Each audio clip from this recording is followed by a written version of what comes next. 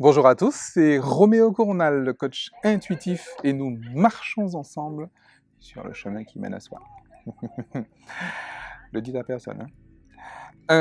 Aujourd'hui, les critères du couple conscient. Alors, je vais vous proposer une grille de lecture.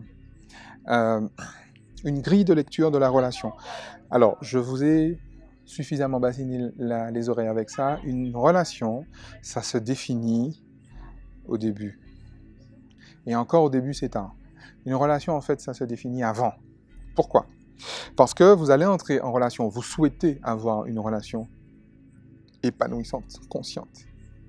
Cette relation est justement censée être un espace qui va vous permettre d'exprimer pleinement qui vous êtes, qui va vous permettre d'être soi. D'accord? Maintenant, ça veut dire que cette relation va correspondre à votre système de valeurs. Alors, les critères que je vous propose sont les suivants. Au roulement de tambour. Premier critère, l'orientation sexuelle. C'est-à-dire homo, hétéro, bi. Vous choisissez, c'est un choix, tout est possible, vous choisissez. Deuxième critère, deuxième curseur, j'ai envie de dire, la cohabitation. Cohabitation ou pas cohabitation? Okay. Troisième critère, on va parler, troisième curseur, j'aime bien la métaphore, vous savez, de la table de mixage. Troisième curseur, on va parler de l'exclusivité. La fameuse exclusivité. Et le quatrième curseur, on va parler de l'engagement. Alors, ça veut dire quoi? En fonction de qui vous êtes vraiment, pas en fonction de Hollywood, en fonction de qui vous êtes vraiment, vous avez tout intérêt finalement à choisir si la relation, à l'endroit où vous en êtes, ça ne veut pas dire que c'est gravé dans le marbre, hein. Les aspirations qu'on a à 20 ans, on ne les a pas à 60. Heureusement. Enfin, je sais pas.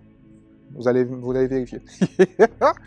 Et en fait, vous allez précisément devoir, j'ai envie de dire, choisir en fonction de vous-même. Est-ce que vous voulez une relation hétéro, homo ou bi? Je suis en train de dire que les trois sont possibles, hein.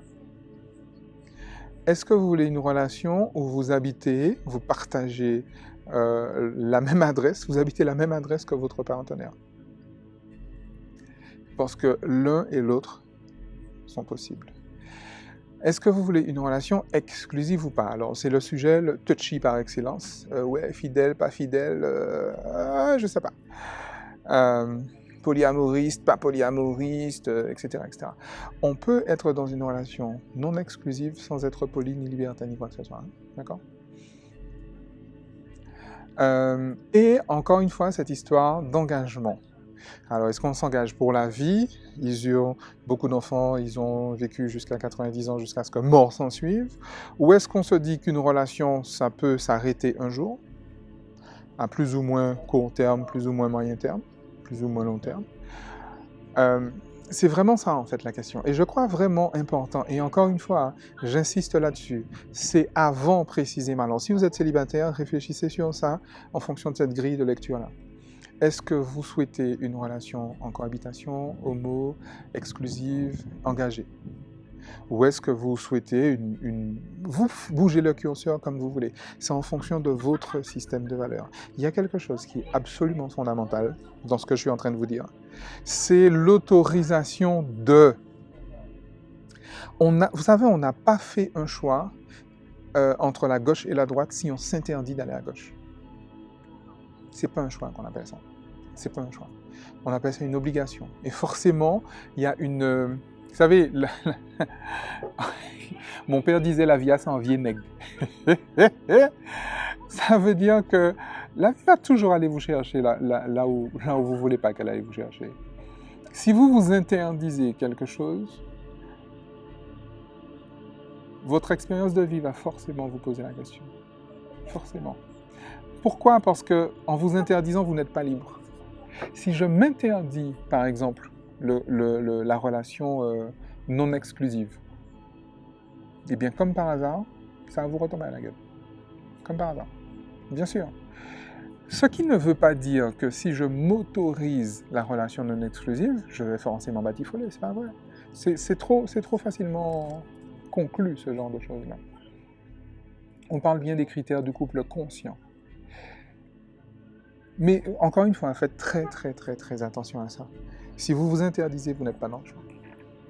Non, vous n'êtes pas dans le choix. Désolé. Désolé. Alors, je vous laisse méditer sur ça. Souvenez-vous encore une fois, l'état d'esprit qu'il y a derrière ça, c'est quoi? L'intention, c'est quoi? La relation est un espace qui me permet, ou pas, l'expression de mon soi authentique. Et dans cette perspective-là, vous comprenez qu'effectivement, il vaut mieux penser avant. Et comme ça, on peut choisir. Très clairement, avant que les émotions ne s'en mêlent, avant que X, avant que Y, parce qu'une fois que les émotions s'en mêlent, on est déjà dans la merde. Hein. Donc, avant que les émotions s'en mêlent, avant de rencontrer votre prochain partenaire, posez-vous la question. Et si vous êtes déjà dans une relation de couple, ça peut être effectivement intéressant de se redire, voilà, j'ai choisi ça parce que, voilà, c'est ce que je préfère, c'est ce que je veux, c'est ce que je souhaite. Cohabitation, pas cohabitation. Hétéro, homo, bi. Exclusivité, pas exclusivité. Engagement, pas engagement. Et s'il vous plaît, ne mettez aucun jugement normatif sur l'une ou l'autre des alternatives. Aucun. Aucun. De toute façon, si vous le faites, la vie est suffisamment sage pour vous poser la question demain.